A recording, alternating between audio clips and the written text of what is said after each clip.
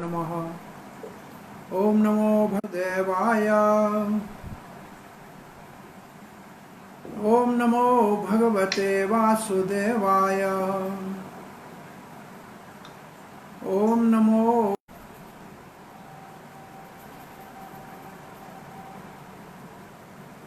हरे कृष्णा।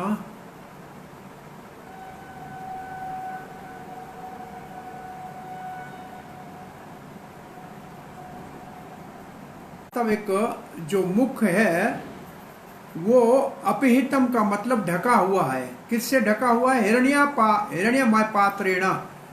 इसका मतलब बहुत ब्रह्म ज्योति के प्रकाश से ढका हुआ है। और अपावृणु का मतलब इसको आप हटा दीजिए, जो ये आपके बहुत तेज प्रकाश है और आपके शुद्ध भक्त को सत्य धर्माय दृष्टते, जो आपका सत्य का मतलब भक्त, जो धर्म के ऊपर चलने वाले आपके भक्त हैं, उनको आप दर्शन दीजिए। केवल भक्ति से संभव है। अभी तक जो हमने श्री ईशा उपनिषद में पढ़ा है, पहले विभाग में है जो ईश स्तुति, पहला, दूसरा और तीसरा श्लोक।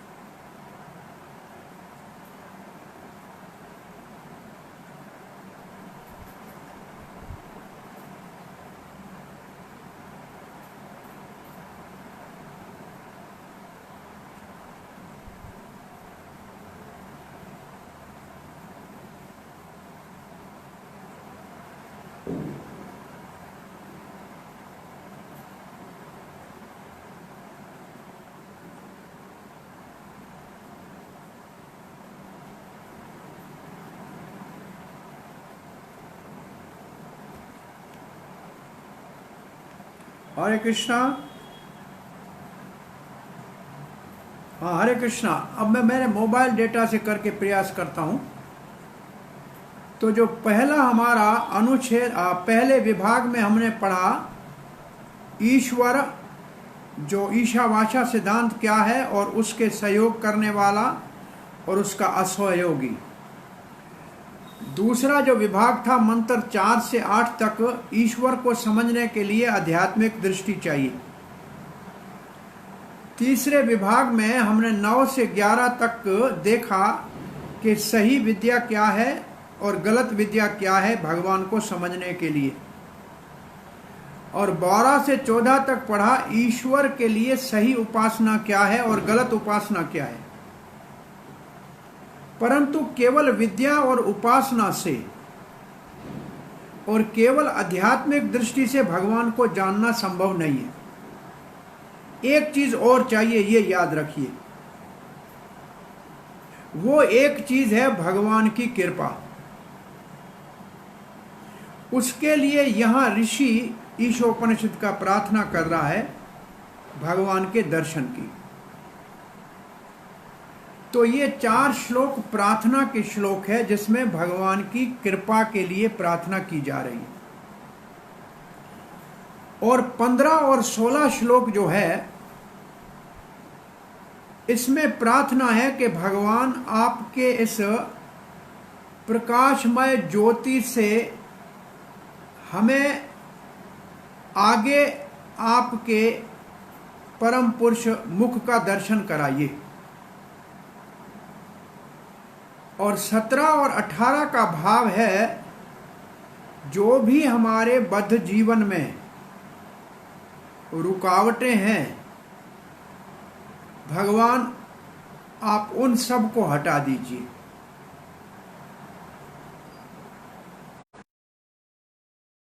पार करके मुझे आपके धाम में मुक्ति का पद दे के आपकी सेवा का शुभ अवसर दीजिए। तो इस विभाग में भी 4 श्लोकों में 2 विभाग हैं, 2 में प्रार्थना है। भगवान के ब्रह्म ज्योति से आगे भगवान के दर्शन की तात्पर्य को अब हम पढ़ना शुरू करेंगे। तो श्रील प्रभुपाद ने लिखा है कि ब्रह्म का आधार श्री कृष्ण है, तो इसलिए ये श्लोक लिखा है ब्रह्मणो ही प्रतिष्ठा अहम। ये 14 का 27 श्लोक लिखा है कि ब्रह्म मेरे ऊपर आश्रित है। तो ब्रह्म भगवान के ऊपर आश्रित है, भगवान ब्रह्म के ऊपर आश्रित नहीं है। और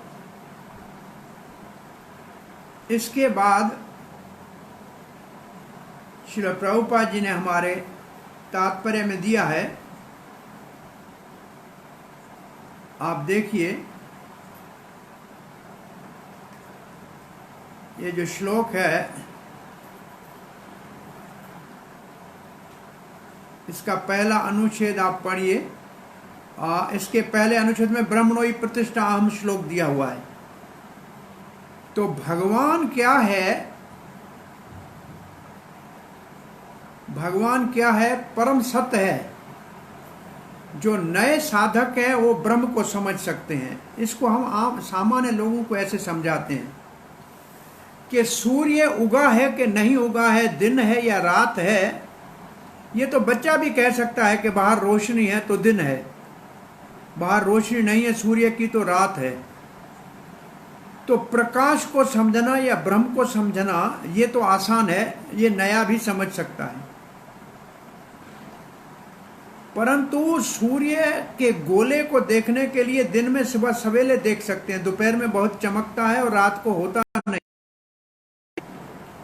तो ऐसे परमात्मा को देखने के लिए भी साधन चाहिए और समय चाहिए, वो भी सबको सब समय नहीं दिख सकता।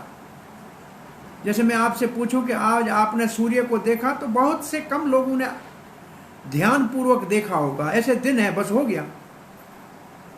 परंतु इन विवस्वान उसका नाम है, इस बात को मानना बहुत मुश्किल है, ये आसान नहीं है। तो उस स्तर तक पहुंचने के लिए हमें बहुत बड़ा भगवान की कृपा का सहारा लेना पड़ेगा। ऐसे भगवत गीता के 7:7 में भी बताया है, मत परतरम न इनकिंचित अस्ति धनंजय। भगवान कहते हैं मेरे से ऊपर कुछ नहीं है, ये ब्रह्म ज्योति और परमात्मा मेरे ऊपर आश्रित हैं। और अभी पहला श्लोक प्रभुपाद ने दिया है ब्रह्म के लिए कि ब्रह्म भगवान के ऊपर आश्रित है। अब ये श्लोक दे रहे हैं 10वें अध्याय का 42, परमात्मा भी भगवान का अंश है। अथवा बहुनेतेन किम व्याज्ञातेन तवर्जना विष्टाभ्यम इदम कृष्ण एका। वो भगवान कैसे हैं? बोला आनंदमय अभ्यासा।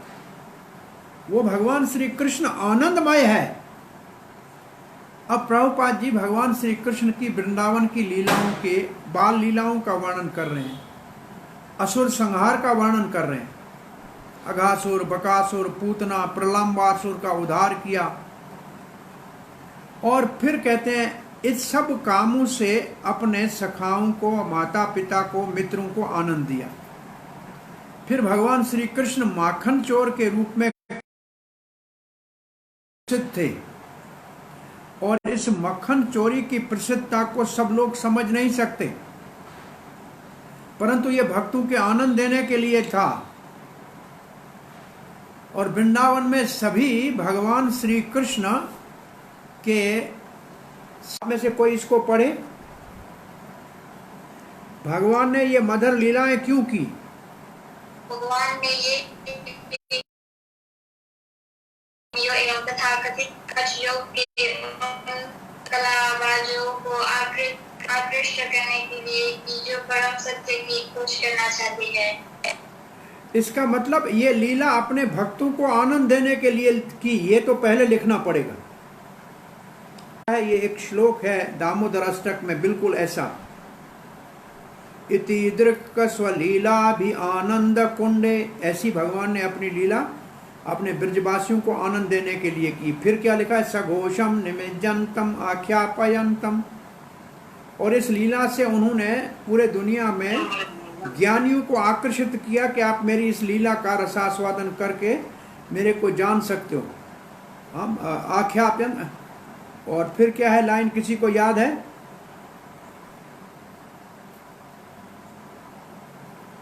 किसी को याद है ये दामोदर अष्टक का? इति दृक् लीला भी आनंद कुंडे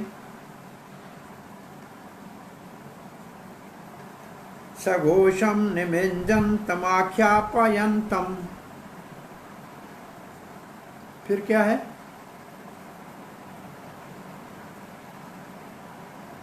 ये जो लाइन लिखी है कि भगवान ऐसी लीला अपने भक्तों को आनंद देने के लिए करते हैं और ज्ञानियों को कहते हैं कि मेरे प्रेम में आ जाओ, ब्रह्म को छोड़ो। और इसके बाद प्रभुपाद लिखते हैं भगवान के जो ये सखा ब्रज में थे ये कितने महान थे। एक श्लोक भागवत से देते हैं कि कितने बड़े पुण्य किए होंगे जिनको भगवान के साथ खेलने का सुख अवसर मिला होगा। ये ज्ञानियों के लिए संभव नहीं है कि वो भगवान के साथ खेलें, खाएं, पिएं।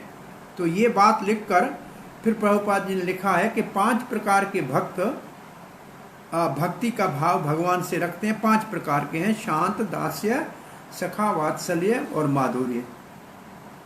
अब इसके बाद जो अब आ रहा है वो है वृंदावन धाम में भगवान ने क्या किया कि भगवान तो ब्रज में अपनी लीलाएं कर रहे थे, गैया चरा रहे थे।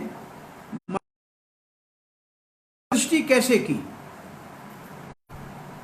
तो ये सृष्टि करने के लिए भगवान ने भगवत गीता के 13वें अध्याय के 14 से 18 श्लोक तक इसका वर्णन किया है कि भगवान परमात्मा के रूप में सर्वव्यापक है और हम जीव एक आत्मा है और परमात्मा उनका नियंता है, उनके हृदय में बैठा हुआ है उनके साथ।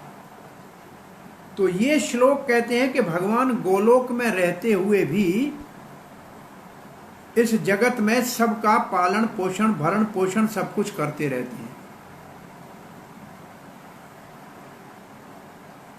अब ये 2 श्लोक हमने देखे। पहले श्लोक, पहले परिच्छेद में ब्रह्म का आधार भगवान, दूसरे श्लोक भगवत गीता से परमात्मा का आधार भगवान, और फिर भगवान की वृंदावन की लीलाएं, वो ब्रजवासियों को आनंद देने के लिए अपने पार्षदों को और ज्ञानियों को और हठ योगियों को परम सत्य को जानने की थोड़ी सी प्रेरणा देने के लिए। फिर 3 विष्णु अवतार जिनके द्वारा भगवान सृष्टि करते थे, इनका आ रहा है वर्णन। तो आइए इन 3 विष्णु का अब वर्णन पढ़ते हैं कि भगवत साक्षात्कार एक बहुत बड़ा महान विज्ञान है। सांख्या जो दर्शन है ये ज्ञानियों का रास्ता है। इसमें 24 तत्व भौतिक जगत के देखते हैं। तो सांख्या वाले साधन का लक्ष्य है भौतिक प्रकृति के 24 तत्वों को जानना। उससे थोड़े ऊपर जो है, इन सांख्या वालों को 24 तत्वों के अतिरिक्त पुरुष भगवान है उसका पता नहीं है, परंतु उससे आगे जो है वो ब्रह्म के साक्षात करने वाले ज्ञानी हैं, वो ब्रह्म ज्योति को जानते हैं। तो सांख्या वाले 24 तत्व जानते हैं, पहले लिखिए। फिर लिखिए ज्ञानी ब्रह्म का साक्षात्कार करते हैं, ब्रह्म ज्योति का। और उससे कोई आगे ब्रह्म ज्योति से आगे जाएगा तो योगी परमात्मा की अनुभूति करेगा अपने हृदय में। वो नहीं, यहां लिखा नहीं है, परंतु हमारे को ईशोपनिषद कहता है कि इस ब्रह्म ज्योति से आगे हमको जाना है। और इस ब्रह्म ज्योति को उस उपनिषद ने कहा है हिरण्यम पात्र। और इससे आगे भगवान का साक्षात स्वरूप का तो भक्त करता है भगवान के स्वरूप का दर्शन। तो अब हम ऐसे एक हमारा जो ये आपके पास आएगा स्लाइड में, उसमें लिखा है कि सांख्या से परम सत्य के 24 तत्वों के रूप में भौतिक ही जानकारी होगी।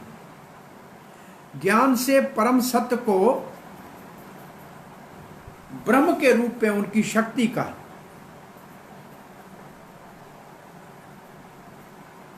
पता लगेगा। ये सत्य, भगवान जो सत्य है, सच्चित आनंद में सत्य की अनुभूति ज्ञानी को होती है। योगी को परम सत्य के जो चित्त, सत्य और चित्त, वो भौतिक शक्तियों का भी पता लगता है कि भौतिक जगत में भगवान परमात्मा के रूप में कैसे काम करते हैं।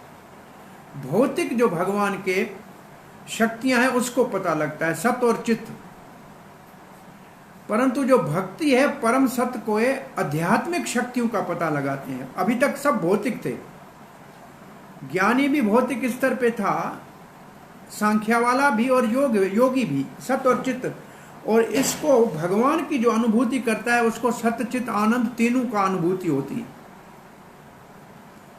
अब में कोई चाहे तो पेन से लिख लीजिए, सांख्या का वर्णन भगवत गीता के 7वें अध्याय के 4, 5, 6 और 7वें श्लोक में किया हुआ है और 8 के 55 में। ज्ञान का जो परम लक्ष्य है वो 7 के 19 में है। योग का है 6 का 14, 15 और 6 का 47। और कर्म से भगवान, ये क्या बताते हैं श्लोक कि हम भगवान तक कैसे पहुंच सकते हैं, सांख्या से भगवान तक कैसे पहुंच सकते हैं। 7 का 4 से 7 और 18 का 55। ज्ञान में 7 का 19 ज्ञान से भगवान तक पहुंचना। योग का 6 से 6 का 14, 15 और 6 का 47 योग से भगवान तक पहुंचना। कर्म से भगवान तक पहुंचने के लिए 3 का 9 और 3 का 30। अब हम पुनः देखते हैं अपने श्रील प्रभुपाद जी के तात्पर्य को।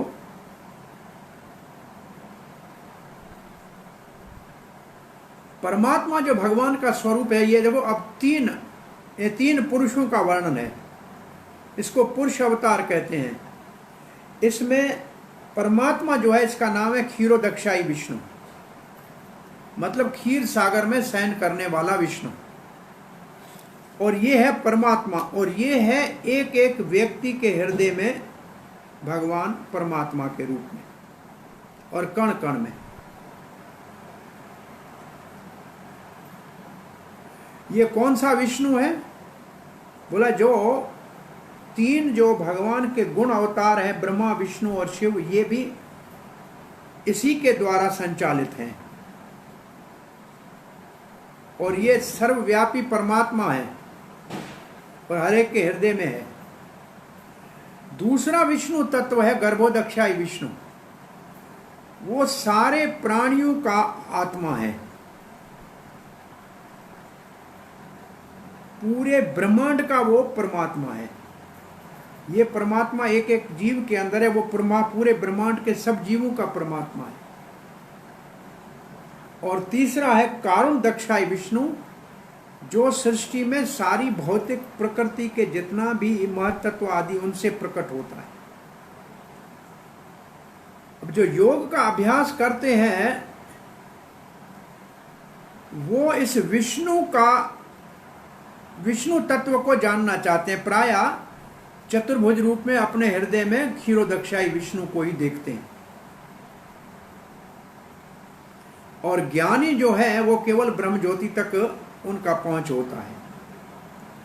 परंतु ये ब्रह्म ज्योति भगवान श्री कृष्ण के दिव्य शरीर से निकलने वाला प्रकाश है।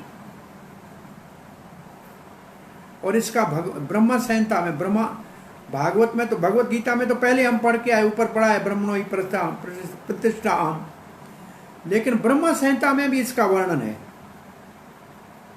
यस्य प्रभा प्रभवतो जगदंत कोटि कोटिषु अशेष विशुद्धाति विभूति भिन्नम यद ब्रह्म निष्कलम अनंतम अशेष भूतम गोविंदमादि पुरुषम। कोटि कोटि ब्रह्मांडों में ब्रह्मांडों के अंदर जो परमात्मा के रूप में भगवान कण कण में और हर एक के हृदय में है, तो ब्रह्म ज्योति और परमात्मा दोनों का वर्णन इस श्लोक में है। ये श्लोक जो ब्रह्म का संहिता का है, ये पूर्ण परम सत्य की जानकारी के अनुभव के आधार पे है। और श्रुति मंत्र के उपनिषद में भी इसी बात कही गई है कि उसकी अनुभूति कीजिए जो ब्रह्म और परमात्मा से परे है। ये प्रार्थना है ईशोपनिषद की कि ब्रह्म ज्योति के पर्दे को हटा दीजिए, प्रकाश को हटा दीजिए, इस नूर को हटा दीजिए जिसके कारण हम आपके सुंदर मुख का दर्शन नहीं कर सकते।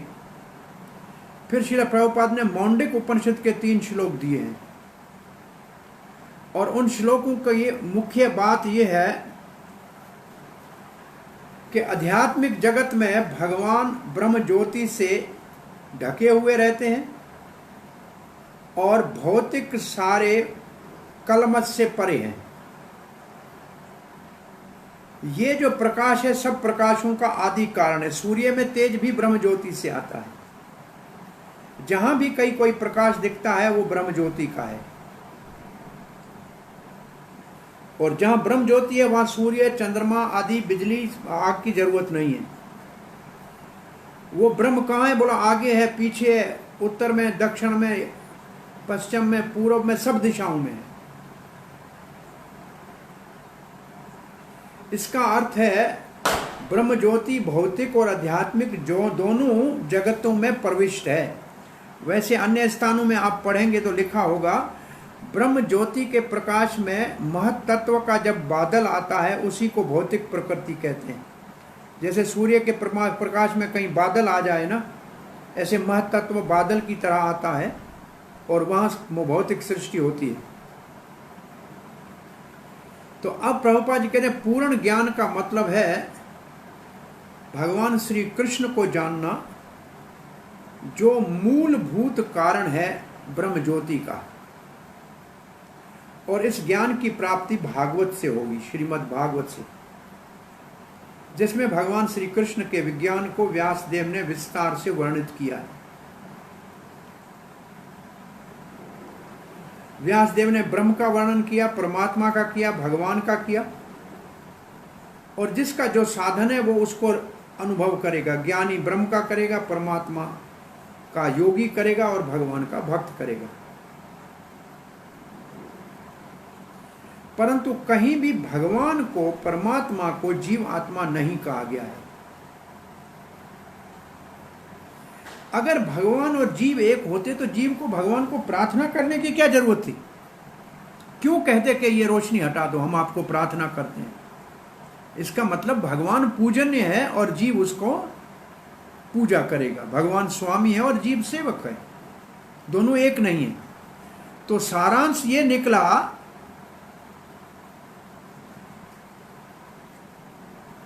जिसको भगवान की परम सत्य की शक्तियों का ज्ञान नहीं है,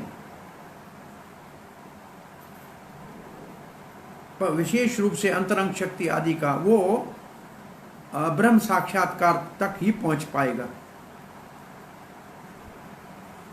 और इसी प्रकार से भगवान की भौतिक शक्तियों की ही जानकारी, इससे आगे कोई बढ़ के अगर परमात्मा तक पहुंचेगा तो भौतिक शक्तियों का पता लगा सकता है बस। ब्रह्म और परमात्मा दोनों का कोई साक्षात्कार कर भी ले तो भी ये अधूरा साक्षात्कार है, पूर्ण नहीं है। परंतु जब परम पुरुष भगवान श्री कृष्ण का साक्षात्कार हो जाए तो भगवान की सारी शक्तियों का, इसका मतलब आध्यात्मिक और भौतिक दोनों शक्तियों की अनुभूति हो जाती है। और वो तब होगी जब ये ब्रह्म ज्योति का पर्दा भगवान हटाएंगे। अब प्रभुपाद जी ज्ञानी के लिए कहते हैं, वो बहुनाम जन्मनामते ज्ञानवान माम प्रपद्यन्ते वासुदेव सर्वमिति स महात्मा स दुर्लभ।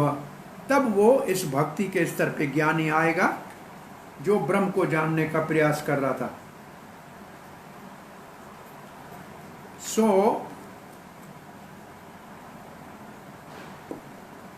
तो भगवान इन सब का मूलभूत कारण है और ये अगर मूल है तो उसकी शाखाएं हैं परमात्मा और ब्रह्म। अब प्रभुपाद जी पूर्ण आहुति कर रहे हैं भगवत गीता के 46 और 47 श्लोक से। उसमें ये कहा गया है, तुलना आत्मिक बात की गई है कि 3 प्रकार के आध्यात्मिक साधन करने वाले हैं। एक ब्रह्म का साधन करने वाले ज्ञानी हैं, परमात्मा का साधन करने वाले योगी हैं, और भगवान श्री कृष्ण के उपासक भक्त हैं। यहाँ ये लिखा है ज्ञानियों से महान है ध्यानी, परंतु सभी ध्यानियों आदि ज्ञानियों आदि सब योगियों से महान है जो भगवान की श्रद्धा पूर्वक भक्ति करता है।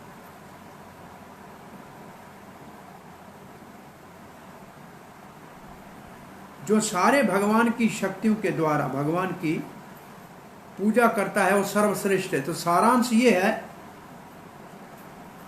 ज्ञानी कर्मी से महान है। यहां लिखा है दार्शनिक, उसका मतलब ज्ञानी, और लिखा है मजदूर, इसका मतलब कर्मी,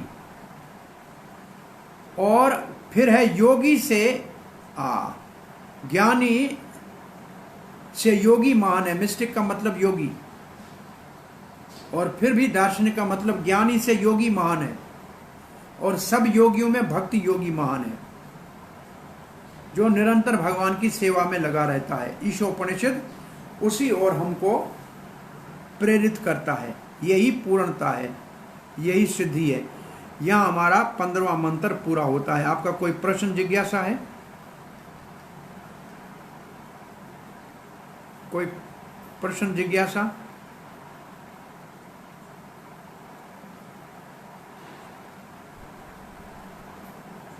तो हम 16वें मंत्र का शुभारंभ करते हैं। मुझे हाँ जी। इसमें निर्विशेषवाद किस प्रकार नास्तिकवाद को प्रोत्साहन और समर्थन करता है? निर्विशेषवाद नास्तिकवाद को प्रोत्साहन करता है कैसे? जो निर्विशेषवादी का मतलब भगवान में कोई विशेषता नहीं है, इसका मतलब भगवान निराकार है, तो भगवान, इसका मतलब भगवान का कोई अस्तित्व है ही नहीं, तो ये हो गया नास्तिक। ब्रह्म ज्योति के रूप में तो वो अस्तित्व स्वीकार करता है ना उनका। भगवान का अस्तित्व स्वीकार नहीं करता है, ब्रह्म का अस्तित्व निराकार निर्विशेष के रूप में स्वीकार करता है। तो इसको इसी को नास्तिक के स्तर पे ही हमारे वैष्णव मानते हैं कि ये नास्तिक के समान ही है। तो इसमें केवल 2 लाइन लिखना पर्याप्त होगा? क्या कोई प्रश्न है क्या? ये जी मुझे मंत्र 15 का कौन से श्लोक से है? मंत्र 15 से। हाँ, 15 से निर्विशेषवादी निर्विशेषवाद नास्तिकवाद को प्रोत्साहन और समर्थन करता है। इसका अर्थ है निर्विशेषवाद में केवल ब्रह्म की अनुभूति के ऊपर जब चर्चा की जाती है, भगवान में कोई विशेषता नहीं है, इसका मतलब भगवत जो साक्षात्कार है या साक्षात भगवान है या जिसका अनुभव करना चाहिए, उससे हमको अलग ले जाता है। और जहां भगवान के वजूद को, उसके अस्तित्व को कोई नहीं मानता है, तो वो नास्तिक ही है। प्रायः जो भक्ति से विचलित होगा वो निराकार में गया तो फिर आस्ते आस्ते नास्तिकवाद में चला जाएगा, या नास्तिकवाद में जाएगा, या मैं भगवान हूं ऐसे कहेगा। अभी आपने पढ़ा, इसमें कहीं एक लाइन भी ऐसी थी क्या? नहीं कि मुझे कोई मैच नहीं कर रहा इससे। हाँ, इसलिए ये आगे ऐसी बातें आई हैं, इसलिए ऐसा लिखा है। वैसे भी अन्य स्थानों पे आप देखेंगे कि निराकार, निर्विशेषवादी और नास्तिक या असुर, इन सब की गति एक ही होती है। ये सब ब्रह्म को प्राप्त करते हैं। भगवान जिन असुरों को मारते हैं ना, वो भी ब्रह्म ज्योति में जाते हैं, और जो ज्ञानी हैं वो भी ब्रह्म ज्योति में जाते हैं। दोनों की गति एक है। इसलिए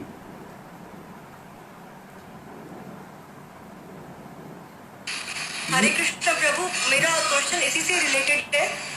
यहाँ पर ये लिखा हुआ है कि हाउ डज इम्पर्सनलिज्म एनकरेज और प्रोवाइड सपोर्ट फॉर एथियज्म। तो यहाँ पर तो जो पूरा हमने पढ़ा है पर्पस में, इससे रिलेटेड कुछ नहीं है, लेकिन क्या ये जो ब्रह्म ज्योति की बात हो रही है, उसको, उस पॉइंट को लेकर जो है वो इम्पर्सनलिज्म जो है वो सेम क्वेश्चन है। सैनिक को जो हिंदी में पूछ रहा है, आप अंग्रेजी में पूछ रहे हैं, प्रश्न वही है और उसका उत्तर यही है कि क्योंकि पूछ रही हूँ मैं ये कि हम हाँ जी, आवाज कट रहा है।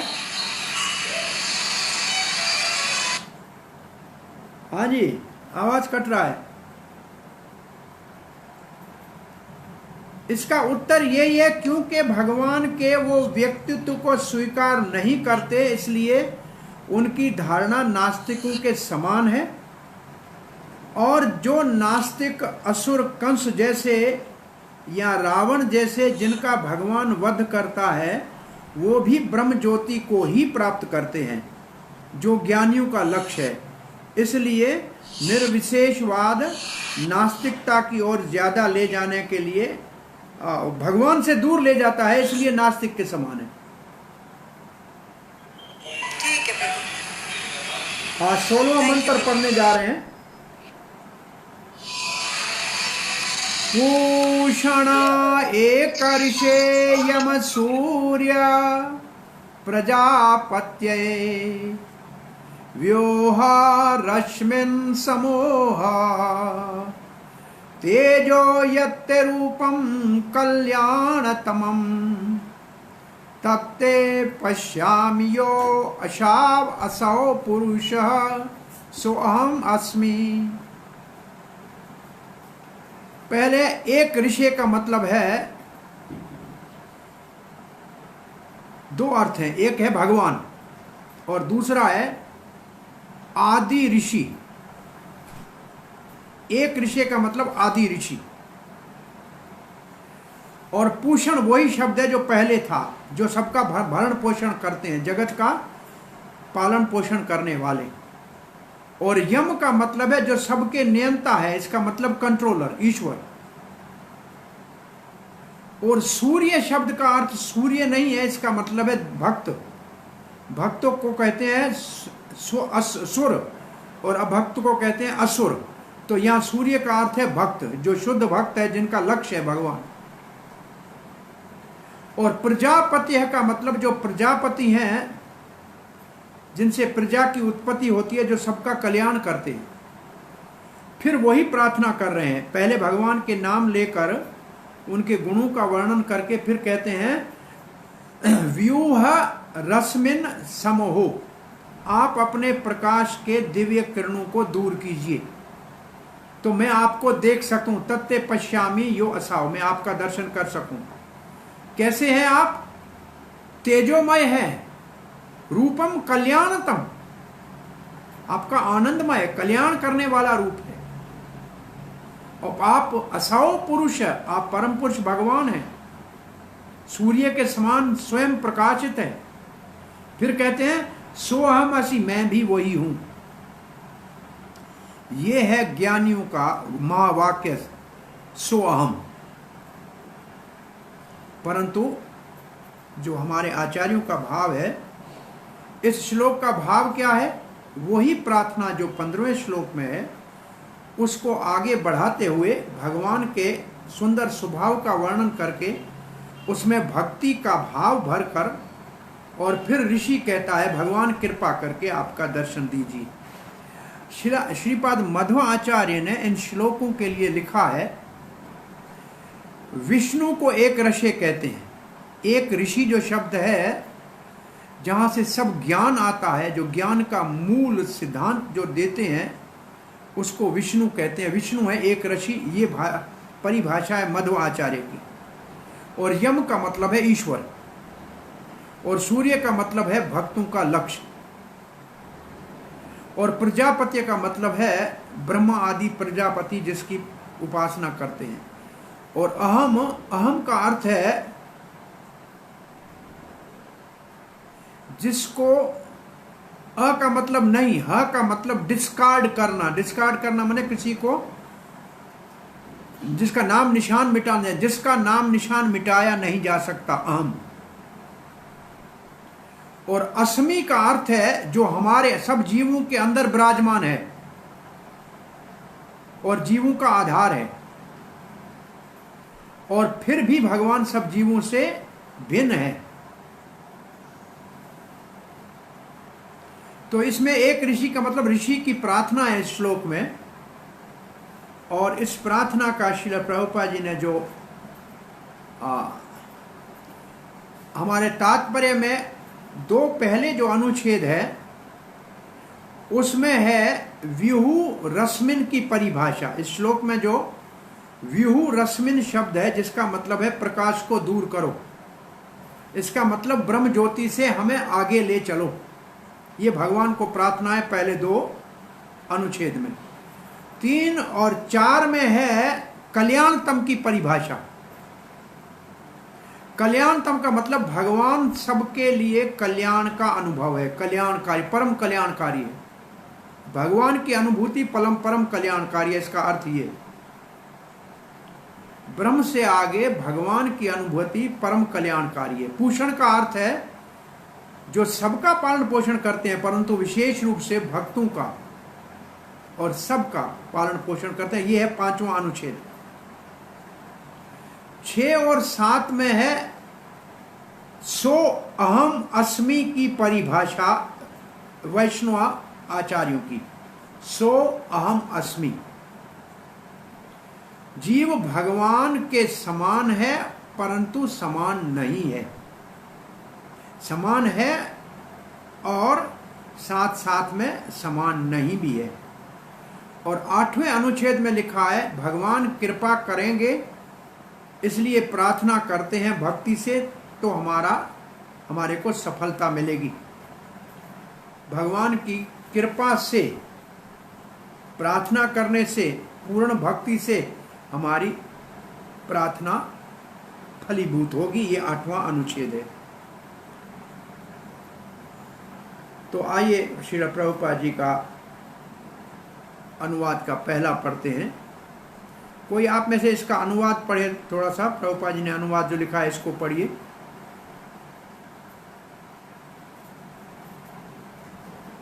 पढ़िए। हरे कृष्णा। हे भगवान, हे आदि विचारक, हे ब्रह्मांड के पालक, हे नियामक, शुद्ध भक्तों के लक्ष्य, प्रजापतियों के शुभ चिंतक, कृपा करके आप अपनी दिव्य किरणों के तेज को हटा लें जिससे मैं आपके आनंदमय स्वरूप का दर्शन कर सकूं। आप सूर्य के समान शाश्वत परम पुरुष भगवान हैं, जिस तरह की मैं हूं। अब देखिए इसमें एक मैं आज आपको थोड़ा एक टेक्निक सिखाता हूं। आप देखिए इसमें संस्कृत श्लोक जो ऊपर है वो कहाँ पड़ा है। जो लिखा है आदि दार्शनिक है, ये है एक ऋषि। फिर पूषण लिखा है, वो है दूसरा सब जगत के पालक। फिर लिखा है यम, वो नयनता सबका। फिर लिखा है सूर्य, शुद्ध भक्तों का लक्ष्य। फिर लिखा है कल्याण वाला और प्रजापत्य। और फिर शब्द लिखा है व्यूह रश्मि को हटाइए, और सो हम आखिर में लिखा है। तो इसमें आपको 2 मिनट लगेंगे प्रभुपाद जी के शब्द अर्थ को देखकर एक बार। फिर प्रभुपाद के अनुवाद में श्लोक के शब्द कहाँ पड़े हैं, ये एक थोड़ा सा आप अभ्यास करोगे तो आपको समझ में सुख मिलेगा और लगेगा कि हम समझ के पढ़ रहे हैं। सो श्रील प्रभुपाद जी पहले परिच्छेद में किस शब्द को हमने कहा समझा रहे हैं? पहला शब्द क्या समझा रहे हैं प्रभुपाद जी? सूर्य, उनकी किरणें। ये तो हम लिख रहे हैं, लेकिन हमने पहले अनुच्छेद में है क्या, हमने आपको अभी बताया था, किसी ने लिखा?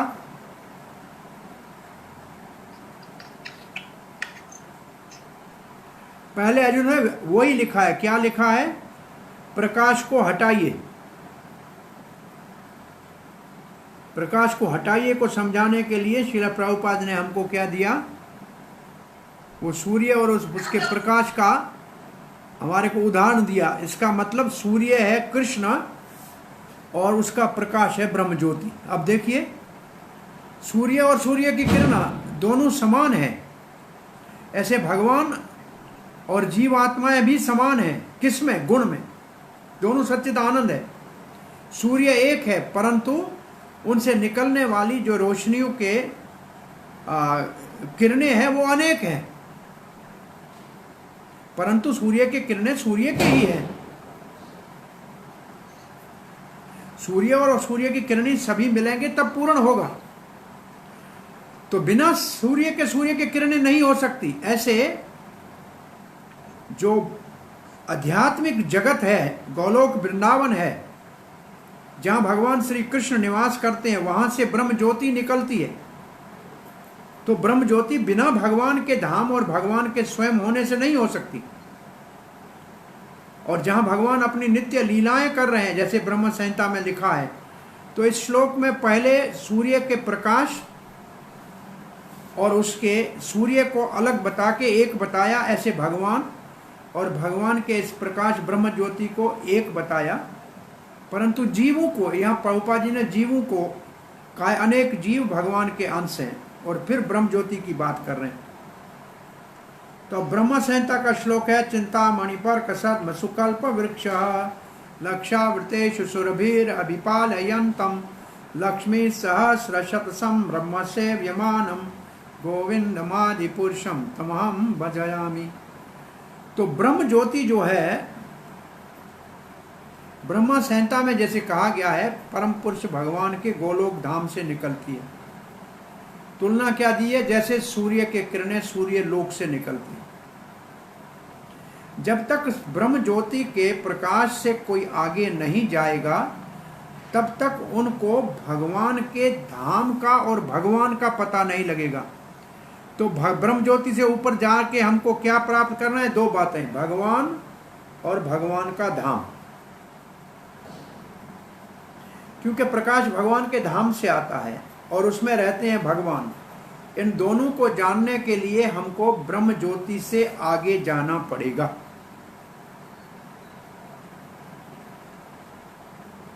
जो निराकारवादी हैं, जो निर्विशेषवादी है, ये भगवान के इस ब्रह्म ज्योति से चकाचूंध हो जाते हैं, अंधे हो जाते हैं। इसलिए वो भगवान के वास्तविक धाम को और भगवान को, उनके दिव्य रूप को नहीं जान सकते।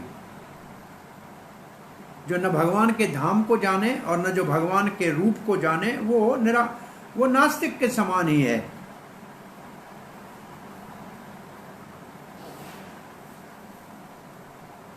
उनके अधूरे ज्ञान के कारण ऐसे निर्विशेषवादी भगवान के सर्व आनंदमय दिव्य भगवान श्री कृष्ण के रस मूर्ति, अखिल रस मूर्ति कृष्ण, रसराज कृष्ण को नहीं जान सकते। इस उपनिषद की प्रार्थना में भगवान को अर्ज किया जा रहा है, विनती की जा रही है, अरदास की जा रही है कि इस प्रकाश को हटा दीजिए कि शुद्ध भक्त आपके रसमय दिव्य रूप का दर्शन कर सकें। अब आगे लिखा है, ब्रह्म ज्योति की अनुभूति हो जाए तो जो हमारा अनुभव होगा वो बहुत मंगलमय होगा। मैं 1 मिनट, कोई फोन है, मैं बात करके फिर देखता हूँ। हाँ डॉक्टर साहब, हरे कृष्ण। हरे कृष्ण डॉक्टर साहब।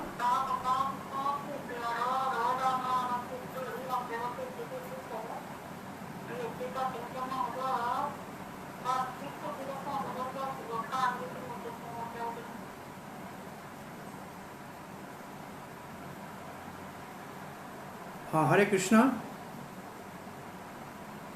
हरे कृष्ण डॉक्टर साहब। हरे कृष्णा। तो अब मैं क्लास ले रहा था, बोलिए, मैं क्लास को इंटरप्ट किया है, बोलिए। हाँ, तो ऐसा है कि अभी मैं हॉस्पिटल में हूँ, इधर ऑफिस में, मतलब में, लेकिन प्रॉब्लम ये है यहाँ पे बहुत सारे डेंगू पेशेंट एडमिटेड है और almost there is no vacancy, bed का मतलब बोल रहे कि फुल है। और उनको मैंने ऑब्जर्व किया था, करीब 2 घंटा बैठा था मैं धर्मपुर माता जी के पास। तो ऐसा है कि शी इज विद एप्रीहेंसिव, उनको एंजाइटी के इंटरमिटेंट फीवर अभी भी आ रहे हैं, लेकिन वो प्लेटलेट का मुझे तो नहीं लगा, क्योंकि थोड़ा ऐसा मॉस्किटो बाइट भी हो सकता है। वो गिने चुने 4 5 स्पॉट्स तो मेरे ख्याल में नथिंग टू वरी। उनको भी साइकिल भी हो रहा है, तो उसमें कोई लॉस ज्यादा नहीं है। और लेकिन रिपोर्ट अभी आप शायद नहीं मिल पाएगा, फोन पे तो बात हुई थी, तो सब भी बोला था, वो भी बात किया, लेकिन शायद कल तक जाएगा रिपोर्ट। मेरे ख्याल में कल तक रिपोर्ट लें। कुछ ये खाए पिए उल्टी नहीं होती है मेरे ख्याल में, इसको मेंटेन किए फिर देखते हैं। लिक्विड पे तो अच्छा टॉलरेट कर रहे हैं, लेकिन थोड़ा सॉलिड खाने में उनको थोड़ा मैंने ये अनस्पेसिफिक थोड़ा पेन टाइप का। लेकिन हॉस्पिटल एनवायरनमेंट में देखा यहाँ से इन लोग डेथ भी हो रहे हैं, तो उनको थोड़ा और बच्ची भी साइकोलॉजिकली ठीक है। तो लिक्विड डाइट पे रखे। कल फिर एक चक्कर जरूर लगाना, 10 बजे जाने से पहले एक बार देख लेना। मैं नहीं हूँ तो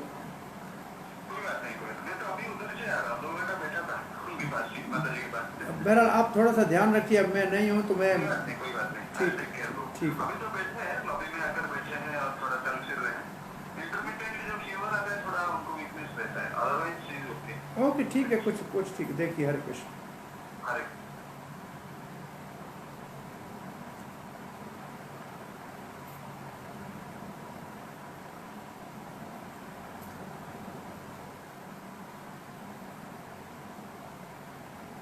हरे कृष्ण।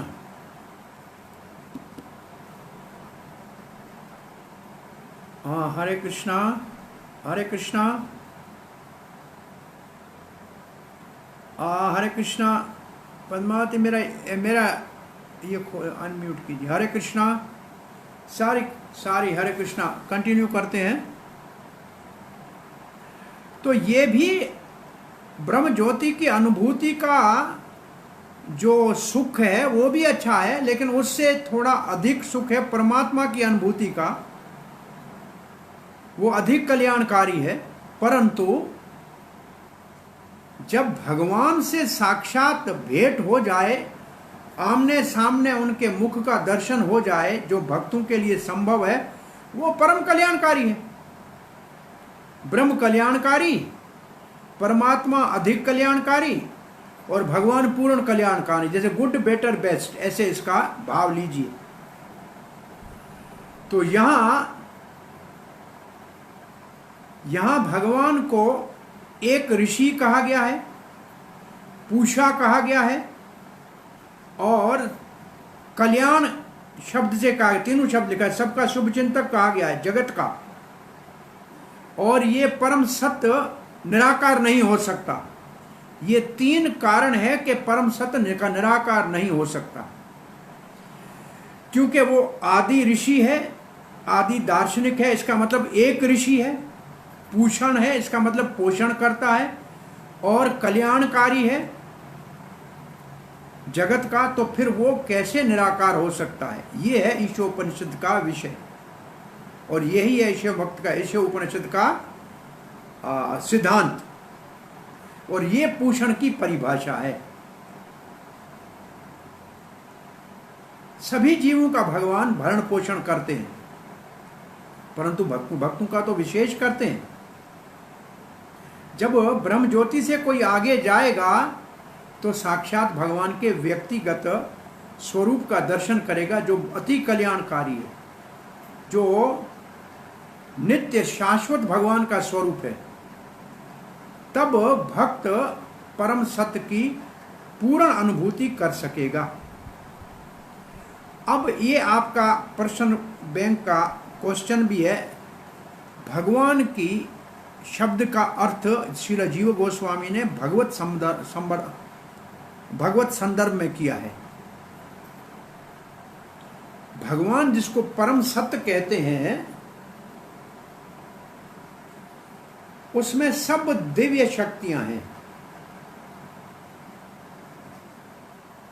ये सर्व शक्ति संपन्न भगवान केवल ब्रह्म ज्योति के अनुभव से पूरा नहीं होता है, ये अधूरा है।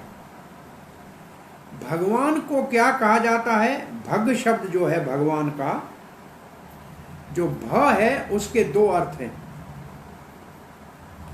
भ का पहला अर्थ है भर्ता। भर्ता का मतलब जैसे पूषा है, सबका भरण पोषण करने वाला।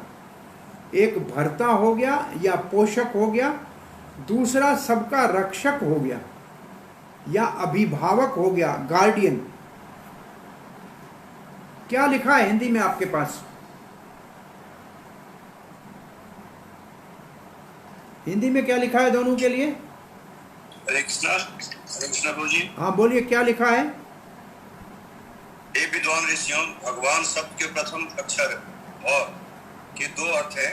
पहला जो पूरी तरह भरण करता है तथा दूसरा अभिभावक। आप तो एक इसको आप ऐसे लिखें कि भर्ता और अभिभावक, या भर्ता और पालक, एक पालक और एक रक्षक, इसके दोनों अर्थ ऐसे होंगे। एक पालक है, पालन पोषण करता है इसलिए भर्ता है, और दूसरा अभिभावक है, अभिभावक क्या करता है? रक्षा करता है। पालक और रक्षक, ये इसका भाव है। और ग शब्द का अर्थ है, तीन अर्थ हैं ग के। पहला है मार्गदर्शक, क्या लिखा है? गाइड, मार्गदर्शन लिखा है, क्या लिखा है? पथ प्रदर्शक या स्रष्टा। हाँ, एक तो है पथ रास्ता बता, लीडर। हाँ, पहला है पथ प्रदर्शक अथवा सृष्टा। अभी पालक हो गया, रक्षक हो गया और सृष्टा हो गया। और वान शब्द का अर्थ है जिसमें ये सब कुछ हो। इसके बाद जो लिखा है वो लिखा है भगवान में जो 6 विभूतियां हैं उनका नाम। दूसरे शब्दों में दिव्य शब्द भगवान का अर्थ है, प्रतिनिधि होता है अनंत ज्ञान, अनंत शक्ति, अनंत बल, अनंत ऐश्वर्य, अनंत प्रभाव। ये यश जो भगवान है उसका अर्थ है। इसमें कोई भौतिक लेश भी नहीं होता है। अब हम भगवान का आपको दूसरा भी अर्थ समझाएं। भाग्यवान किसको कहते हैं वो हम समझाना चाहते हैं आपको कि भाग्यवान शब्द कैसे निकला है। देखो, भ का मतलब भरता, ग का मतलब गम्यते, वान का मतलब वसति। श्रील जीव गोस्वामी लिखते हैं भग का मतलब है जो जीवों को अपना वैभव दिखाए, उससे जीव को भाग्यवान बनाए। भगवान का एक अर्थ है जीवों को अपने ऐश्वर्य का अनुभव करा के भाग्यवान बनाए, ये जीव गोस्वामी का अर्थ है। और फिर इस बात को समझने के लिए ब्रह्मांड भ्रमिते कोई भाग्यवान जीव गुरु कृष्ण प्रसादे पाए भक्ति लता बीज। तो आप ये 2 अर्थ भगवान के लिखिए, भ के 2 अर्थ, ग के 2 अर्थ, और वान में जिसके पास ये सब हैं। और चाहें तो ये भी लिख सकते हैं, जीव गोस्वामी ने लिखा है कि भगवान, भग का मतलब है जैसे हम कहते हैं ना भगवान सामान्य अर्थ में, जिसमें सब षड सर्व ऐश्वर्य संपन्न। तो जो अपने ऐश्वर्य भक्त के ऊपर प्रकाशित करके उसको भाग्यवान बनाए, ये भगवान की परिभाषा है। भगवान कैसे हैं? कल्याणतम, ये है सबसे उत्तम और सबसे श्रेष्ठ गति। भगवान सर्वश्रेष्ठ सर्व उत्तम गति है एक। दूसरा, भगवान अपने भक्तों के ऊपर कृपा करके उनकी सहायता करते हैं अपनी प्राप्ति की। भगवान की प्राप्ति के लिए भगवान अपने भक्तों के ऊपर कृपा करते हैं और सहायता करते हैं। ये 2 बातें भगवान कल्याणतम है, इसका भाव है। भगवान के 2 प्रकार के विस्तार होते हैं। एक को स्वांश कहते हैं, उसका मतलब विष्णु तत्व है जो अवतार होते हैं। दूसरे को विभिन्न अंश कहते हैं, उसका अर्थ होता है जीव।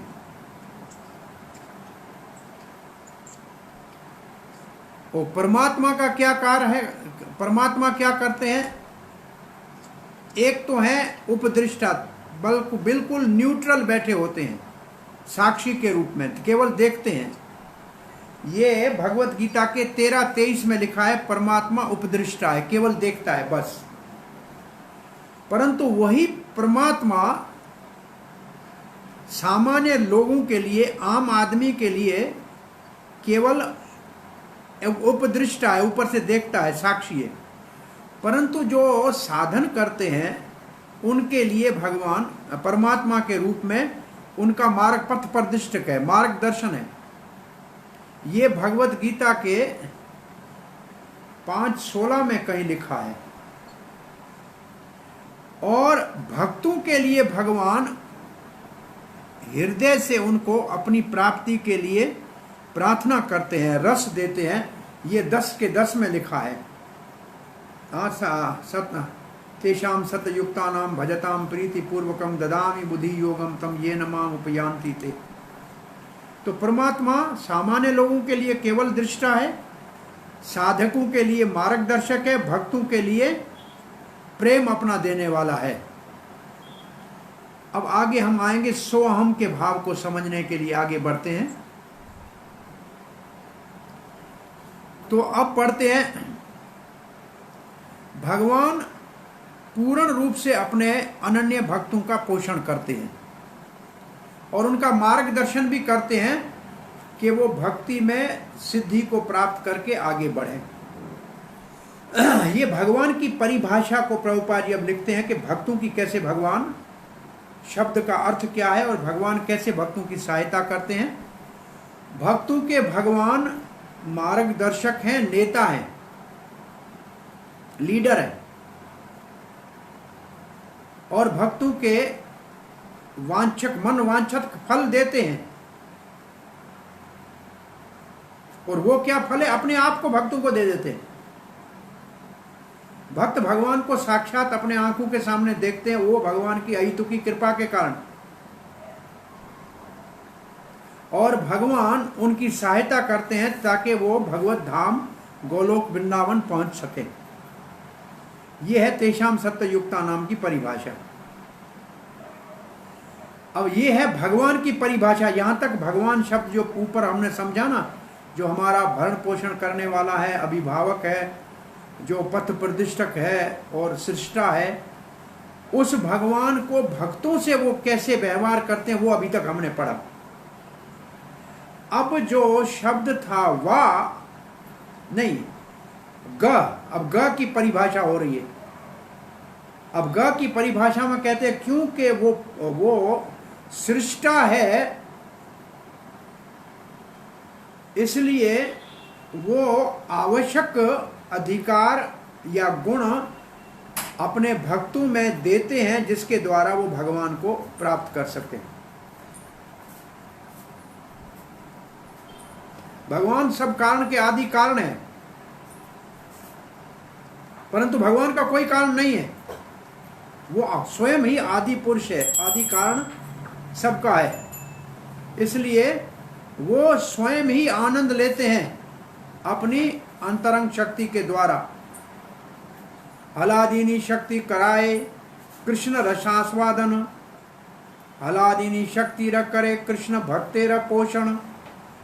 भगवान की हलादीनी शक्ति, अंतरंग शक्ति भगवान श्री कृष्ण को रसास्वादन कराती है और भगवान के भक्तों का पोषण करती है। ये चैतन्य चैतन्य में लिखा है। तो भगवान की अंतरंग शक्ति से भगवान अपना आनंद लेते हैं। भगवान की बाह्यरंग शक्ति, उसको भगवान प्रकाशित नहीं करते हैं, वो पुरुष अवतारों के द्वारा प्रकाशित होती है। इसका मतलब जो कारुणदक्षाई, गर्भोदक्षाई और क्षीरोदक्षाई वो उसको प्रकाशित करते हैं। उसमें भगवान स्वयं साक्षात कुछ नहीं करते हैं, उनको सिर्फ निर्देश करते हैं बस। और उसके द्वारा ये भगवान के 3 रूप जो हैं, ये भौतिक जगत की सृष्टि पालन की कार्य करते हैं। इन्हीं विस्तारों के द्वारा ये भगवान के स्वांश है, जिनके द्वारा भगवान सृष्टि करते हैं, पालन करते हैं और फिर संहार करते हैं। अब आ रहा है हमारा विषय सोअहम। ये हमने इसलिए आपको बताया, भगवान के 2 प्रकार के अंश है। विष्णु अंशों का वर्णन हुआ पुरुष अवतार के रूप में अभी, जिसके द्वारा सृष्टि पालन होता है। अब जीव जो विभिन्न अंश है उसका वर्णन है, विभिन्न अंश। क्यों भाई इनकी सृष्टि भगवान क्यों करते हैं? तो कहते हैं इनकी इच्छा है भौतिक जगत का भोग करना, इसका स्वामी बनना और भगवान बनने का नकल करना। तो भगवान उनको इस भौतिक जगत में प्रवेश करने का करा देते हैं और जो उनके अंदर स्वामी तो भौतिक जगत के करने की शक्ति है उसका पूर्ण उपयोग कर लें। और केवल इन जीवों के इस भौतिक प्रकृति में प्रवेश के कारण ही भौतिक जगत कार्य करता है, नहीं तो भौतिक जगत कार्य नहीं करेंगे। इन जीवों के प्रवेश करता है, भगवान कराता है, तभी ये काम करते हैं। इति उपधार्य जगत, भौतिक जगत को ये 7वें अध्याय में आप पढ़ेंगे भगवत गीता में। परंतु एकदम प्रभुपाद जी लिखते हैं, परंतु इस जगत के स्वामी बनने वाले इस जीव से आगे वास्तविक अंतिम ईश्वर है, वो स्वयं भगवान है। किस रूप में करता है? परमात्मा के रूप में। वो भी एक पुरुष अवतार है, तीनों में से एक।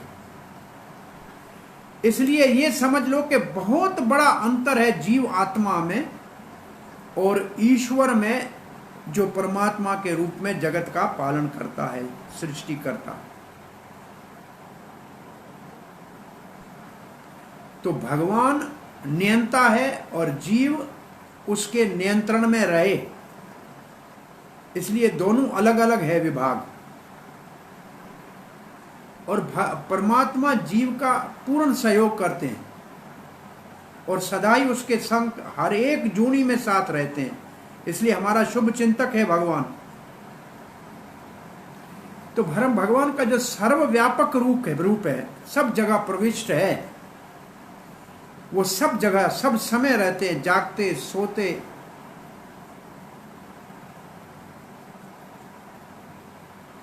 अब ये पढ़िए जरा पैराग्राफ, इसमें क्या लिखा है थोड़ा समझ में आता है, पढ़िए तो। ये अनुच्छेद पढ़िए, मैं समझता हूं अंतिम अनुच्छेद है, पढ़िए तो।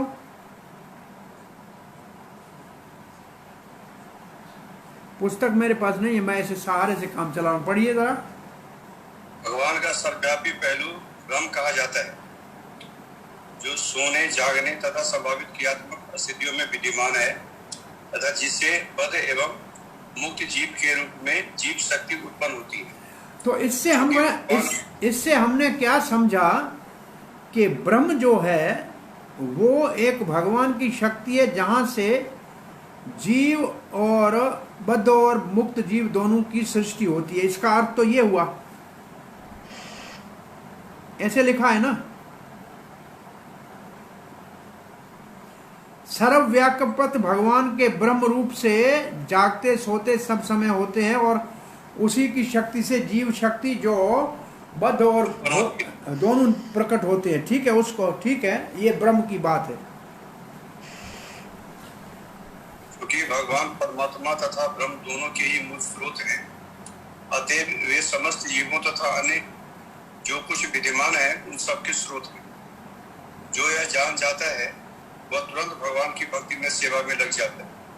भगवान का ऐसा शुद्ध एवं पूर्ण यानी भक्त तन मन से भगवान के प्रति आसक्त रहता है, और जब भी ऐसा भक्त अपने जैसे अन्य भक्तों के साथ मिलता है तो उन सबके पास भगवान के दिव्य कार्यकलापों के महिमा गायन के अतिरिक्त और कोई कार्य नहीं होता। जो लोग शुद्ध भक्तों के समान उन्नत नहीं है, अर्थात जिन्होंने भगवान के केवल ब्रह्म या परमात्मा वालों का साक्षात्कार किया है, वे शुद्ध भक्तों के कार्यकलापों को नहीं समझ सकते। भगवान अपने शुद्ध भक्तों के हृदयों के भीतर आवश्यक ज्ञान प्रदान करके सदैव उनकी सहायता करते हैं और इस तरह अपनी विशेष कृपा से अज्ञान के अंधकार को दूर कर देते हैं।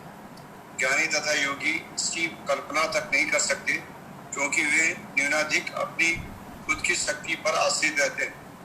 जैसा कि कठोपनिषद 1.2.23 में कहा गया है, भगवान केवल उन्हीं के द्वारा जाने जा सकते हैं जिन पर उनकी कृपा होती है, अन्य किसी के द्वारा नहीं। ऐसी विशेष कृपा केवल उनके शुद्ध भक्तों को ही प्रदान की जाती है। इस तरह श्री ईशोपनिषद भगवान की कृपा की ओर संकेत करती है, जो ब्रह्म ज्योति के कार्य क्षेत्र के परे है। बहुत अच्छा। तो अब हम ये समझने जा रहे हैं, सो अहम जो है भगवान और हम एक हैं गुणों में, सच्चिदानंद। कभी कभी इसके ऊपर बल दिया जाता है, परंतु फिर भी उनकी मात्रा में बहुत बड़ा अंतर है। इसको अनदेखा नहीं किया जा सकता। परंतु इस परिच्छेद में प्रभुपाद ने लिखा है, सो अहम से हमको दासो अहम होना चाहिए। हम भगवान के समान हैं, परंतु भगवान के दास हैं, क्योंकि भगवान के दास के ऊपर ही भगवान कृपा करते हैं। और ऐसा लिखा है, साधवो हृदय मयम, साधु मेरे हृदय में है, साधु नाम हृदयम, तो अहम साधुओं के हृदय में मैं हूं। मद अन्य ते न जानाति, मेरे अतिरिक्त भक्त किसी को नहीं जानते। ना हम तेव्यो मनागपि, और भक्तों को छोड़ के मैं किसी को नहीं जानता हूं। दो प्रकार के जीव हैं संसार में, दिवो इमो पुरुष लोके क्षर चाक्षर एव चे। ये है 3 श्लोक की गीता, भगवत गीता के 15वें अध्याय में 16, 17, 18। 2 प्रकार के जीव हैं, क्षर और अक्षर। इसका मतलब बद्ध जीव और मुक्त जीव। और इन दोनों से ऊपर है परमात्मा, और परमात्मा और जीव दोनों से ऊपर है पुरुषोत्तम भगवान। और भगवान कहते हैं, जो मुझे ऐसे जानता है वही माया से मुक्त हो सकता है। तब ये कठोपनिषद का श्लोक मैं पढ़ रहा हूं, जो आपने अभी पढ़ा, 1, 2, 23। नायम आत्मा प्रवचने न लभ्यो, मुझे कोई प्रवचन करके नहीं पा सकता है। न मेधसा, बुद्धि से नहीं पा सकता है। न बहुना श्रुते, न बहुत से शास्त्र पढ़ने से नहीं जान सकता है। यमा एवैशे, बड़े कोई यम नेम योग करे नहीं जान सकता है। यमा एवैश वर्णोते तेन लभ्य, जिसको मैं वर्ण करता हूं वही पा सकता है। इसका मतलब मैं जिसको चुन लेता हूं, कृपा करता हूं। तस्यैव आत्मा वृणोते तनुनाम स्वम। तो भगवान को किसी साधन से, इसलिए हमने पहले शुरू किया कि विद्या भी सही हो, साधना भी सही हो, ईशभाषा सिद्धांत को भी जानता हो, आध्यात्मिक दृष्टि भी हो, परंतु फिर भी भगवान की कृपा चाहिए भगवान को जानने की। तो ये 2 श्लोकों में ब्रह्म ज्योति से आगे भगवान के दर्शन करने की अभिलाषा जीव प्रकट कर रहा है, शुद्ध भक्त प्रकट कर रहा है, जो भगवान का साक्षात्कार पूर्ण है उसको करना चाहता है। तो यहाँ हमारा आज के 2 श्लोकों का ये श्रृंखला पूरी हुई। कल भगवान श्री कृष्ण की कृपा से 17-18 श्लोक के साथ पूर्णाहुति करेंगे। आज विजयदशमी है। आप सब अपने शास्त्रों की पूजा करके सफलता प्राप्त करके इस भक्ति शास्त्री को अध्ययन करके समझ लीजिए। आपका कोई प्रश्न जिज्ञासा है तो पूछ सकते हैं, और नहीं तो आप कल यहाँ से आगे पढ़ेंगे। हरे कृष्णा प्रभु जी, दंडवत प्रणाम। बोलिए प्रभु जी, बोलिए। प्रभु, इस श्लोका में जब इंग्लिश ट्रांसलेशन में लिखा है मंत्र 16 का, हाँ जी, तत्ते पश्यामि योसावसौ पुरुषस्तोहम अस्मि, उसमें लिखा था कि you are the eternal supreme personality of Godhead, like unto the sun as am I. और हिंदी बुक में लिखा है कि सोहम अस्मि का, जिस प्रकार सूर्य और सूर्य की किरणें होती है उसी प्रकार आप परमेश्वर है और मैं एक तुच्छ जीव हूँ। यहाँ तुच्छ जीव है, यहाँ इंग्लिश बुक में ये इतनी क्लियरली स्पेसिफाई नहीं किया। क्या ये मीनिंग हम ये समझे कि qualitatively one with the lord and we are quantitatively different, इसका मीनिंग यही है। हाँ हाँ, वो हिंदी वाले जो है कोई भक्त ने नहीं किया है, फिर जो उसको समझ में आया वो लिख दिया होगा। हाँ, इसमें मेरे ख्याल में प्रश्न आपका भगवान शब्द की परिभाषा के ऊपर है, भगवान की।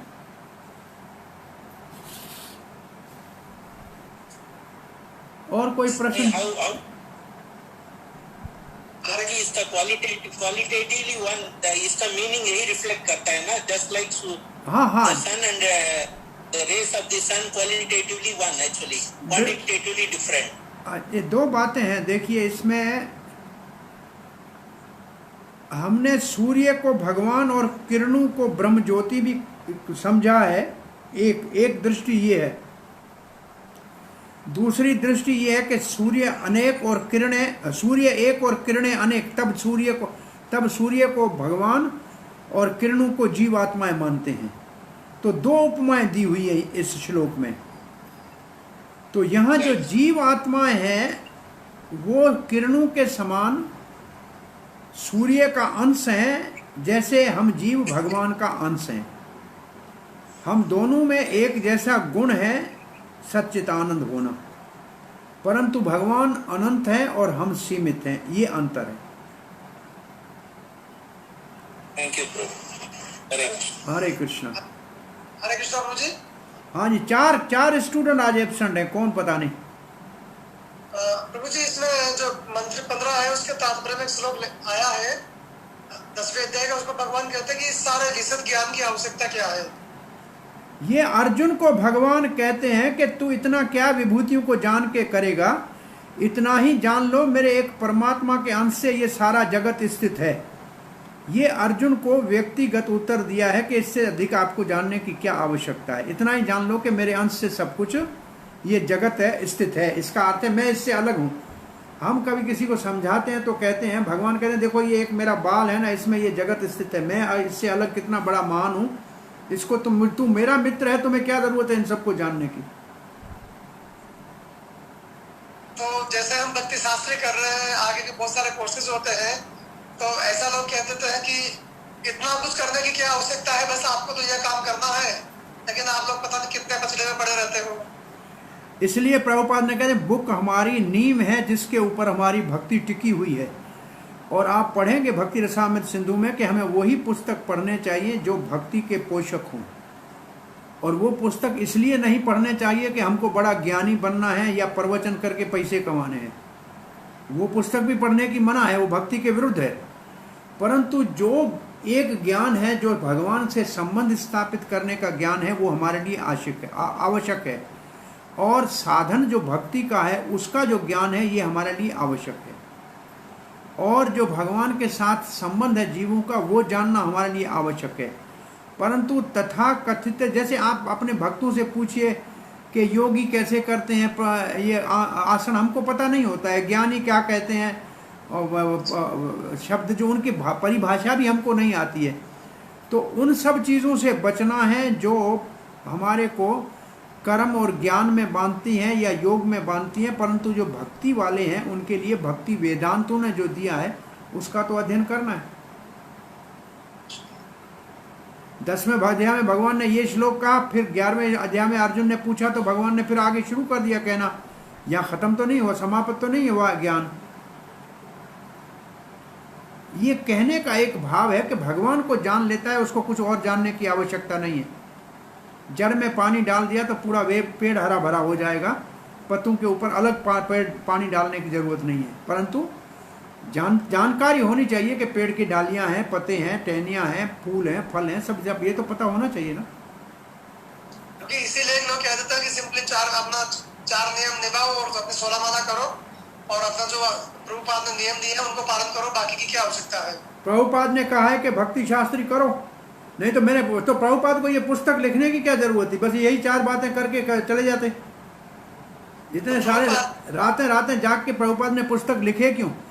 बिना शास्त्र के आधार के भावुकता टिकने वाली नहीं है। जी प्रभु जी, प्रभुपाद जिसके आंसर में प्रभु जी एक जगह कहते हैं कि ये सारी पुस्तकें मैं इसलिए लिख रहा हूँ ताकि आप लोगों को कन्विंस कर पाऊँ कि 16 माला करनी है और 4 नियमों का पालन करना है। पर ये भी लिखा है कि 16 माला अच्छी तरह करोगे तब ये किताब समझ सको। ये भागवत गीता को और भागवत को वही समझ सकेगा जो 16 माला अच्छी तरह से करेगा। ये भी लिखा है प्रभुपाद ने कि इन किताबों को समझने के लिए भी 16 माला करनी पड़ेगी, नहीं तो नहीं समझ पाएंगे।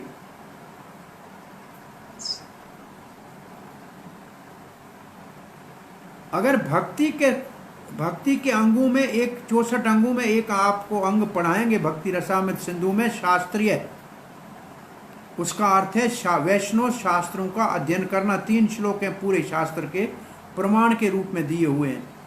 वैष्णवानी शास्त्राणी पठेत, जो उसको पढ़ता है रोज, जो उसको घर में रखता है, जो उसका लेखन करता है, भगवान उनके घर में निवास करते हैं।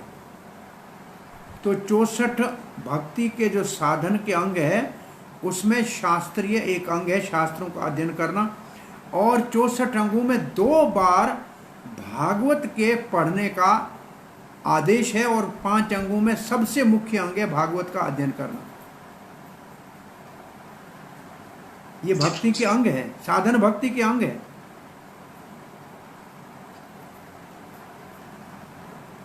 Thank you. हरे कृष्ण।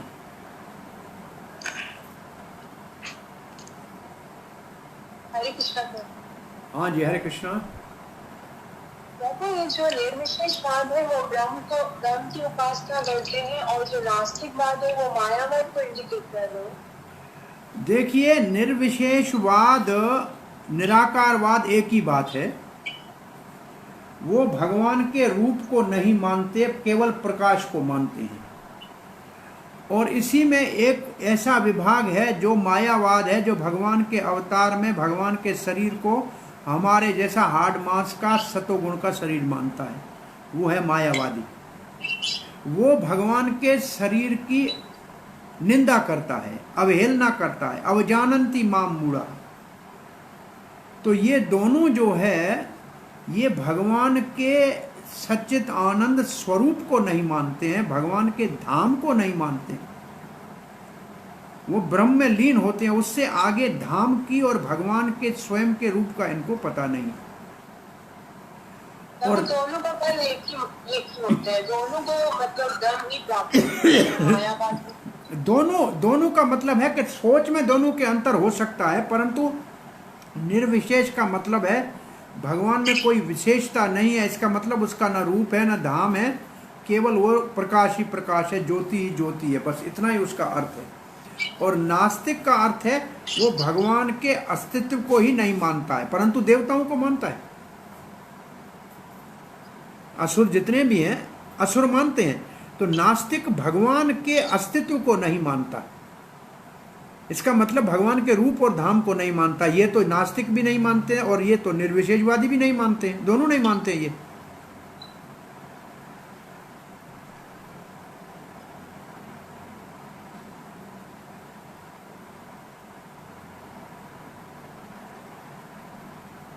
हरे कृष्णा गुरु रणो प्रणाम। हाँ जी, हरे कृष्णा। गुरु तेरी दाग्या जो मां सवाल कर सका तो ने मंत्र है 15 इने मां तो क्वेश्चन कोने मुझो थोरो ते जी ब्रह्म संहिता श्लोक आयो तो वरी पूछा जो श्लोक हो जे में मां क्वेश्चन कयो आया भी वो क्वेश्चन ज़हन में हले गयो। केड़ो क्वेश्चन है? जैसे हमने पढ़ा था कि देवता भगवान को नहीं जान सकते, तो ब्रह्म संहिता के श्लोक भी ब्रह्मा जी दे रहे हैं, मैं गोविंद की पूजा करता हूँ जो शुरू से है। और वही ब्रह्मा जी जो है वो नारद के गुरु हैं, दीक्षा दी नारद को, नारद भगवान को जानते हैं, तो नारद के गुरु भगवान को नहीं जानते हैं, ये मुझे थोड़ी समझ में नहीं आ रही बात। और ये भी मानते तो है भगवान है, ये तो निर्विशेषवादी या वो निराकारवादी तो नहीं है, देवता तो भगवान को मानते हैं, तभी तो श्लोक प्यारे ब्रह्मा ये थोड़ी सी बात मुझे बार बार डिस्टर्ब कर रही है। भगवान को कोई भी नहीं जानता है, पहला ये पक्का करो। भगवान को चाहे ब्रह्मा हो या नारद हो उतना ही जानते हैं जितना भगवान उनको जानने का सामर्थ्य देते हैं। पूर्ण रूप से भगवान को अनंत देव भी नहीं जानता है। और ये 12 महाजन में दोनों, ये नारद भी 12 महाजनों में है। ये कहते हैं हम उतना ही जानते हैं जितना भगवान हमको जानने का सामर्थ्य देते हैं। इसका मतलब है भगवान को कोई भी पूर्ण रूप से नहीं जान सकता। अपने आप को भगवान पूर्ण रूप से नहीं जानते हैं, तभी तो चेतना महारूप के रूप में अवतार लेते। मैं अपने आप को नहीं जानते हैं, कृष्ण के मैं कितना सुंदर हूं, कितना आकर्षक हूं, ये मुझे भी पता नहीं है। तो इसका अर्थ यह है कि पूर्ण रूप से भगवान को जानना संभव नहीं है। भक्तों को उतना ही भगवान कृपा करते हैं जितना वो चाहते हैं, भगवान चाहते हैं मेरे को जान ले, उतना ही जान सकते हैं। अर्जुन भगवान का मित्र था, जब विश्व रूप देखा तो कहता ये तो आश्चर्य है, तो भयभीत हो गया, डरने लग गया, आश्चर्य लगा। तो नहीं जानता था ना ये ऐश्वर्य। इतना सारा मित्र था, साथ रह रहा था, तो 50 साल साथ रहे थे, फिर भी पूर्ण तो नहीं जान पाया। और क्षमा याचना मांग रहा है कि क्षमा करना भगवान, गलती हो गई। कोई भी भगवान को पूर्ण रूप से नहीं जानता, परंतु ये भगवान के सखा, ये गोपियां ये कहती है भगवान हम आपको जानते हैं, आपके सब विचारों को जानते हैं। तो ये जो भक्त हैं ब्रह्मा, नारद आदि, ये महान है अपनी जगह पे, लेकिन इन सबसे महान है भगवान के धाम में रहने वाले सखा, गोपियां, गोप, जो भगवान को भगवान करके नहीं मानते हैं, परंतु अपना सगा मित्र, पुत्र या प्रेमी करके मानते हैं। वो भगवान को नहीं जानते हुए भी सब कुछ जानते हैं।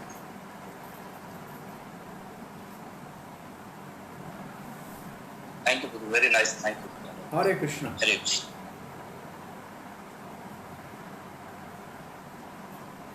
और किसी का कोई प्रश्न है? नहीं तो अब पूर्ण आहुति करें। मेरा कंप्यूटर में तो नहीं चल रहा था, फोन पे चला है, देखते हैं क्या होता है।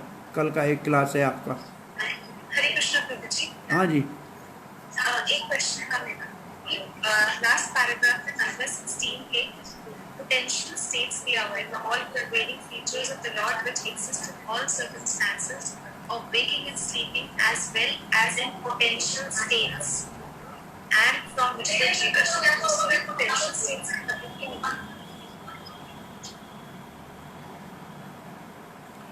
जागृत, ये वो इसके पीछे लिखा ये है कि ये जो सर्वव्यापक ब्रह्म है, वो सर्वत्र जागते सोते सब जगह समय रहता है, जिसको ब्रह्म माना जाता है। वो भगवान की एक ऐसी पोटेंशियल शक्ति है। पोटेंशियल शक्ति का मतलब पोटेंसी है, शक्ति है, और उस शक्ति से दोनों प्रकार के जीव प्रकट होते हैं। तो जीवों की उत्पत्ति यहाँ ब्रह्म ज्योति से बताई जा रही है। जो भगवान की शक्ति, हम सब जीव हैं, बद्ध जीव हो या मुक्त जीव हो, वो ब्रह्म ज्योति से प्रकट होते हैं। ये इसका अर्थ है यहाँ। परंतु ब्रह्म ज्योति भगवान का अंश है, इसलिए हम भगवान का अंश हैं, इस भाव से कहा जा रहा है।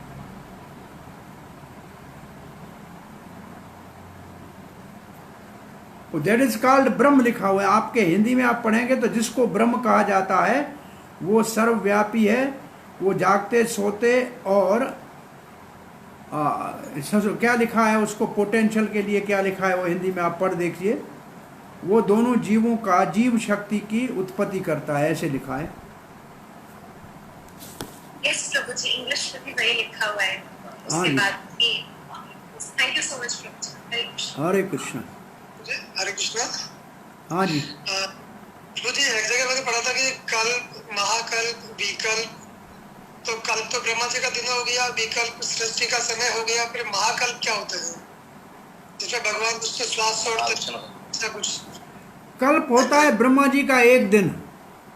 जी प्रभु जी। और फिर क्या है? विकल्प। वो क्या है? विकल्प एक सृष्टि का जो चक्र होता है वो कहलाता है ब्रह्मांड की अवधि। और महाकल्प लिए इसमें शब्द आया है कि जब महाविष्णु की श्वास से विकल्प संभव होते हैं तो यह महाकल्प कहलाता है। तो ये महाकल्प समझ में नहीं आया इसमें। कहाँ लिखा, कहाँ है ये प्रभु जी? एक भागवत का तात्पर्य है, उसका मैसेज आया हुआ है व्हाट्सएप पे, उसमें से है। कहाँ से है ये मुझे बताओ तो मैं देखूं कोई कॉन्टेक्स्ट क्या है।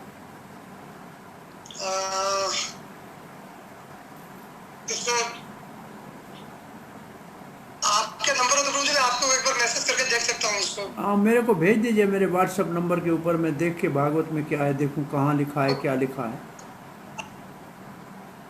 क्योंकि तो कोई छोटा टुकड़ा होता है ना, वो कॉन्टेक्स्ट नहीं होता है, तो सिर्फ टेक्स्ट से पता नहीं लगता है, कॉन्टेक्स्ट देखना पड़ेगा।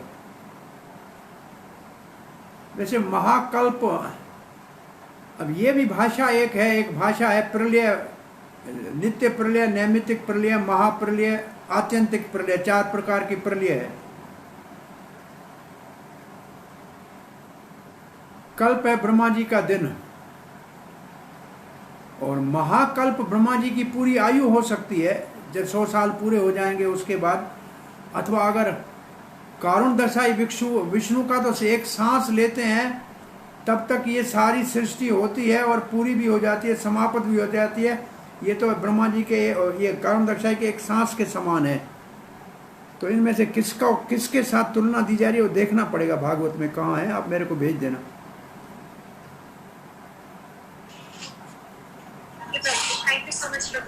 ओके, श्रील प्रभुपाद की जय। निताई गौर प्रेमानंद।